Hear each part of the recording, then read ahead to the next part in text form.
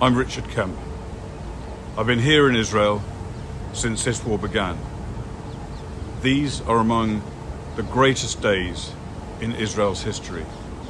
All wars are terrible, but sometimes they are necessary to prevent an even greater evil. Since the dawn of the Islamic Revolution in 1979, Iran has been at war with Israel and also the Western world. Since then, it has proven an unlimited thirst for violence. We only have to think of the suicide bombing of American and French troops in Beirut, the mass murders in Argentina, the killing of British and American soldiers in Afghanistan and Iraq, and multiple assassinations and bombings across the region and the world. And of course, the attempt by Iran to build a network of terror proxies to strangle the state of Israel that culminated in the 7th of October pogrom. For such a regime to gain nuclear weapons capability is unthinkable, but it came close to reality.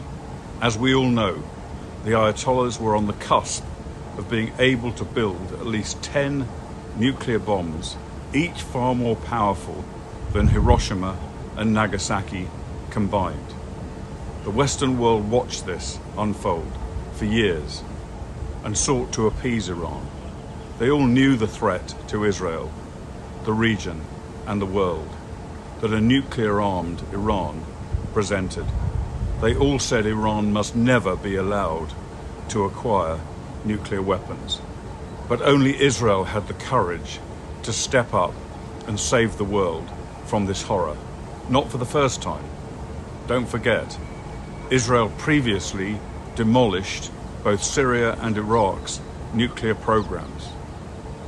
They were condemned at the time, but later the West came to understand what Israel knew all along.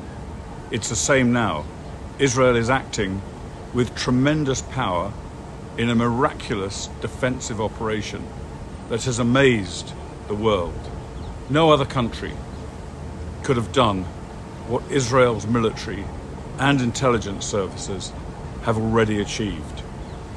Iran is on the ropes. Its nuclear facilities and other offensive capabilities under attack, and its military command structure decimated.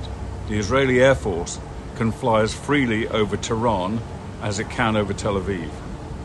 100% of its 1,000 drone attacks have been shot down. 80 to 90% of its ballistic missiles have been intercepted. Time is running out for the Ayatollah's war.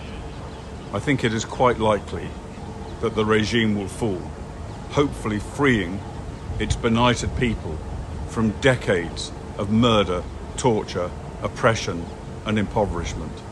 Israel, though, will emerge far stronger than it went into this war. It will have earned respect around the world, not least in the Middle East, where Arab countries have been living for years in fear of the despicable Ayatollah regime. There will be even greater impetus for the expansion of the Abraham Accords, including normalization with Saudi Arabia. In this region, there will never be complete peace or stability, and there will always be enemies and dangers. But the destruction of Iran's nuclear and conventional capabilities will make the region and the world, as well as Israel, safer. That is why I say that we're living through great and historic days.